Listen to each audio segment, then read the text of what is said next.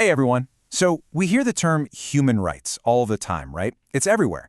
But what does it actually mean? Where do these rights come from? Today, we're going to try and untangle this whole complicated and, let's be honest, pretty controversial idea by starting with one single fundamental question. And this is it. This is the big one. At the heart of this entire debate is this single question. Are rights just out there in the universe, a fundamental truth that we uncover, kind of like gravity? Or are they more like the rules of a game, something we humans made up to help us all get along? Your answer to this question, it honestly shapes everything that comes next. So that one question basically splits the entire philosophy of human rights right down the middle into two major camps. And if you can get your head around this divide, you've got the key to understanding everything else. And here they are, side by side. In the discovered corner, you have natural rights. The idea here is that these rights are universal, they're part of our very nature as human beings. But in the invented corner, you have positive rights. These only exist because we as people created a system, like a government or a constitution, that grants them and enforces them. Let's break that down a bit more. Okay, so a natural right is a claim you have just because you're human. The thinking is pretty straightforward. As a human being, your nature is to try and preserve your own life. Because of that, you have a natural right to self-defense. No government gives you this right, no law has to recognize it, it's just part of the package of being a person. You're born with it. Now, a positive right is a totally different beast. This is something we invented. It's a benefit that only exists because we created a legal system to make it real. The classic example? The right to vote. I mean, nobody's born with an inherent right to vote, right? It's something a country creates and then grants to citizens who meet certain criteria, like being over 18. It only exists because we wrote it down in a law book. So, how did this big philosophical fight between discovered and invented rights actually play out in the real world? Well, it created a kind of evolutionary story of rights, which people often group into 3 generations. And you should really think of this less like a checklist and more like a story about humanity's ever-expanding list of demands. So first-generation rights are those classic natural rights. They're all about freedom from the government. You know, don't censor me, don't torture me, basically telling the state to back off. Then came the second generation, and these are mostly positive rights. This is about making claims on the state. Think, you need to provide me with an education, or you have to ensure I have access to healthcare. And most recently, we've got third-generation rights, which are collective. They're not for you as an individual, but for all of us, for humanity itself, like the right to a clean and healthy environment. All right, now let's put these theories to the test with a really thorny real-world problem, the right to private property. This issue is like a perfect fault line where all these big ideas just collide and crack. Is owning stuff a natural right, a positive one, or something else entirely? Well, the philosopher John Locke gave us one of the most famous arguments for property as a natural right. He basically said, when you take something that belongs to everyone in nature and you mix your work into it, it becomes yours. The water in the river might belong to everyone, but the water you took the time and effort to fetch in your bucket? Yeah, that's yours. Seems pretty simple, doesn't it? But hang on a second. Let's push this idea. If fetching one bucket of water makes that water yours, where do we draw the line? What if you put in the labor to build a fence around an entire lake? Does that make the whole lake yours now? All of a sudden, Locke's simple, elegant theory starts to get really complicated, and that natural right to property looks a little shaky.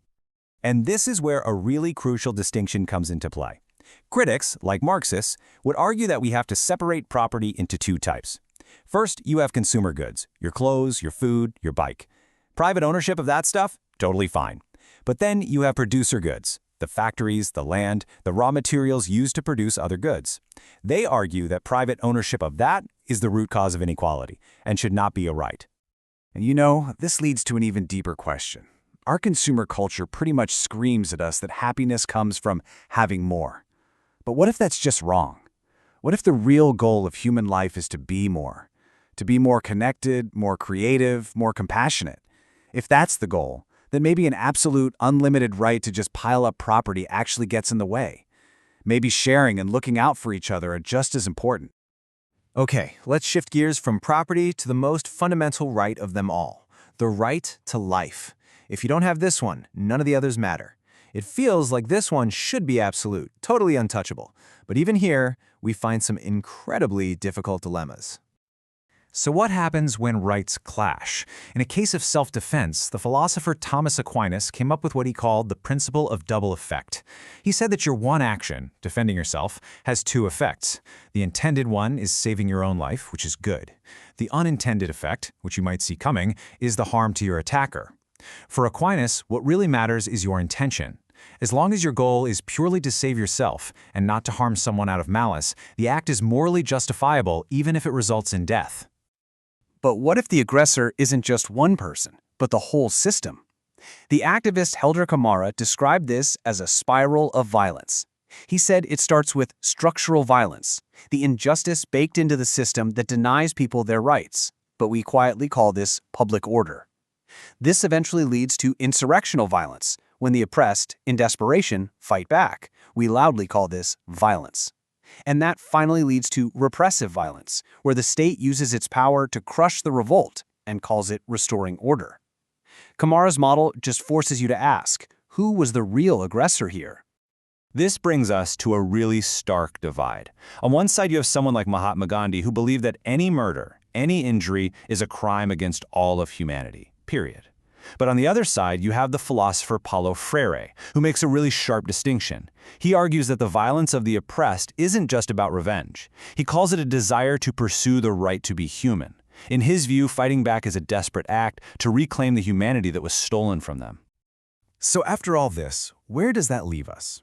I think the main takeaway is that human rights are not some static, finished document sitting in a museum.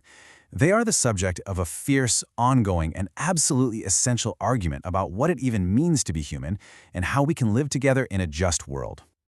And this leads us to maybe the most crucial point of all. You can't treat rights like a buffet, just picking and choosing the ones you like. They're a package deal. I mean, the right to free speech doesn't mean much if you don't have the right to an education to help you form your ideas. And neither of those matter if your basic right to life is under threat. They are all connected. You can't divide them up. And so, I'll leave you with this final, massive question. This is the ultimate clash. What happens when democracy itself, the will of the majority, votes to take away a fundamental human right from a minority? What's more important, the will of the people or an inalienable right? The fact that there's no easy answer to that, well, that's exactly why this conversation about rights will and absolutely must continue.